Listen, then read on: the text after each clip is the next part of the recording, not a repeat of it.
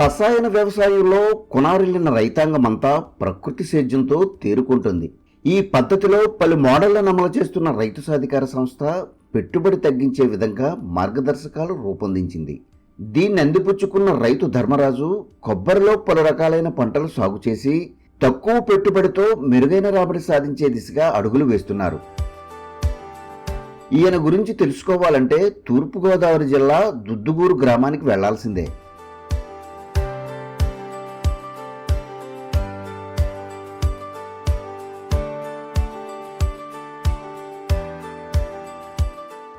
ఆరేళ్లుగా ప్రకృతి వ్యవసాయ విధానాలు అనుసరిస్తున్న ధర్మరాజు ఎకరా విస్తీర్ణంలో కొబ్బరిలో అంతర పంటలుగా అపరాలు సాగు చేశారు.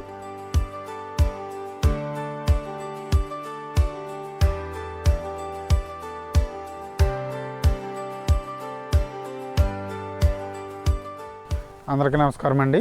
నా పేరు కొయ్యి ధర్మరాజు. తూర్పుగోదావరి జిల్లా దేవరపల్లి మండలం దుద్దుగూరు గ్రామం. వ్యవసాయ కుటుంబం అండి మాది. మా తాతయ్య గారు, మా నాన్నగారు వారు కూడా వ్యవసాయం చేసేవారు. అలాగే నేను ఇంటర్మీడియట్ చదువుకున్నాను. మేము చేసేది 2 ఎకరాల్లో కెమికల్ వ్యవసాయం చేసేవాళ్ళం. 6 సంవత్సరాల నుంచి ప్రకృతి వ్యవసాయ పద్ధతిలో 1 ఎకరం పొలం మినుము, కూరగాయలు పండించడం జరుగుతుంది.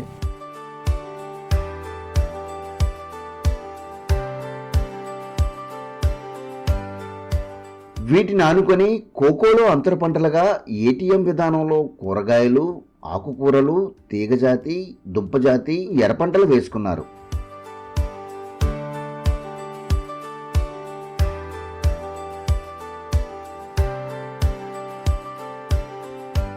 మేము కూరగాయల పంటలు వేయడం జరిగింది. అందులో వంగ, మిర్చి, టమోటా, చెట్టి చిక్కుడు, గోరు చిక్కుడు, అలాగే కూర బొబ్బర్లు, బెండ, బీర, కాకర, ఆకుకూరలు గోంగూర, తోటకూర, పాలకూర, ఇలా ఆకుకూరలు కూడా వేయడం జరిగింది. వాటి నుంచి కూడా మేము ఆదాయం తీసుకోవడం జరుగుతుంది.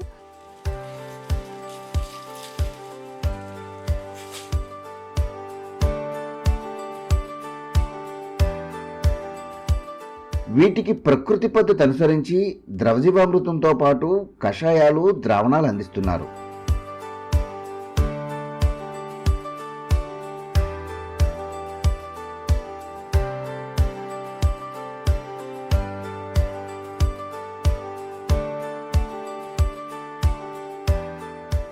మేము ప్రకృతి వ్యవసాయ పద్ధతిలో పాటించిన విధానం PMDS 30 రకాల విత్తనాలు చల్లడం జరుగుతుంది. తర్వాత ఘన, ద్రవ జీవామృతం వాడడం, అలాగే పురుగులకి, తెగుళ్ళకి సంబంధించి అగ్నాస్త్రం, దశపర్ణి కషాయం, అలాగే గ్రోత్కి సంబంధించి చేప బెల్ల ద్రావణం, ఎగ్గానమ్ యాసిడ్, పంచగవ్య, ఇలా మన ప్రకృతి సిద్ధంగా తయారు చేసుకుని ఆ పద్ధతులను పాటించడం జరుగుతుంది.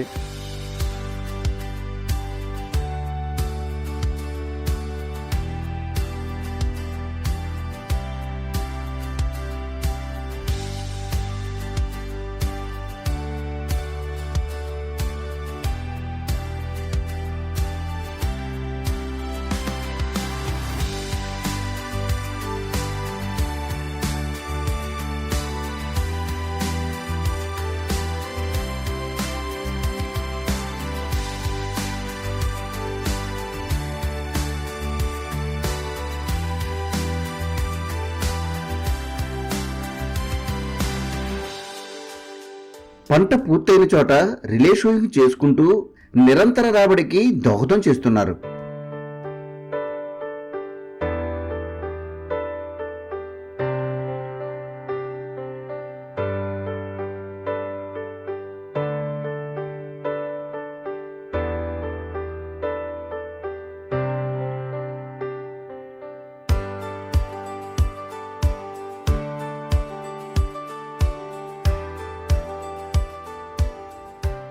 ఈ క్రమంలో సాగు నుంచి లభ్యమైన ఉత్పత్తులను సేకరించి ఇంటి అవసరాలకు వినియోగించుకుంటూ అదనంగా లభ్యమైన వాటిని అమ్మకం చేస్తున్నారు.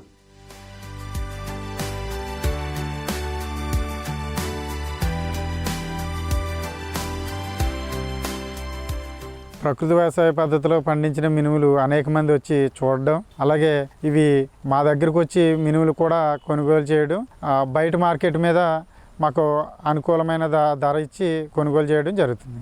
నాకు సుమారుగా నెలకు ఈ కూరగాయల నుంచి 7-8 వేలు ఆదాయం రావడం జరుగుతుంది.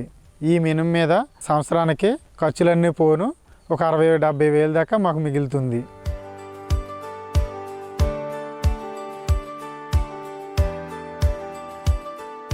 ఈ విధంగా ప్రకృతి పద్ధతిలో పండించిన ఉత్పత్తులతో మెరుగైన రాబడి సాధించడమే కాకుండా భూస్థితి మారడంతో పలు రకాలైన ప్రయోజనాలు పొందుతున్నారు.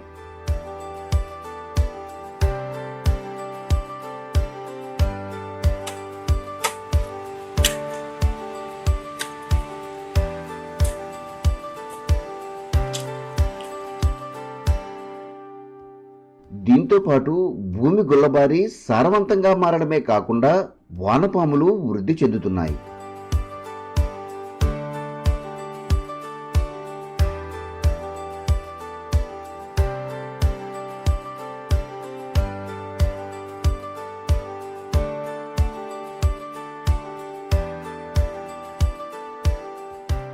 ఇలాంటి పరిస్థితుల్లో ప్రకృతి వ్యవసాయంతో ధర్మరాజు కుటుంబం ఆనందంగా జీవనం సాగిస్తోంది.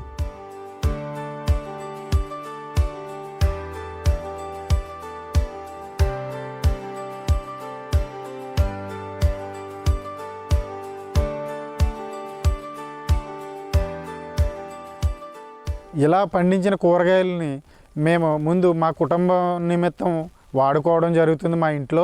అలాగే మా రిలేటివ్స్ ఉన్న వాళ్ళకి కూడా, దగ్గర వాళ్ళకి కూడా ఎటువంటి కెమికల్ లేని కూరగాయలు కాబట్టి మేము వాళ్ళకి కూడా ఇవ్వడం జరుగుతుంది. వారు కూడా వాడుతున్నారు. అలాగే ఇంకా ఎక్కువగా ఉన్న కూరగాయలని మేము వీక్లీకి వచ్చి 1 డే స్టాల్ పెట్టడం జరుగుతుంది. ఆ స్టాల్ పెట్టిన కాడ మేము సేల్ చేసుకోవడం, ఈ రకంగా మేము ముందుకెళ్ళడం జరుగుతుంది.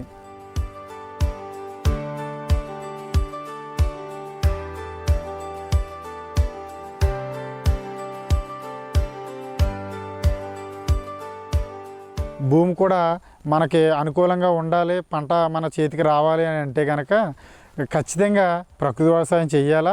కెమికల్ వ్యవసాయానికి భూమి గట్టిపడడం అనేది జరుగుతుంది. అలాగే ప్రకృతి వ్యవసాయం అనే విధానానికి భూమి గుల్లబారడం, అలాగే మనకు అనుకూలమైన విధానంలో మన చేతికి రావడం పంట అనేది జరుగుతుంది.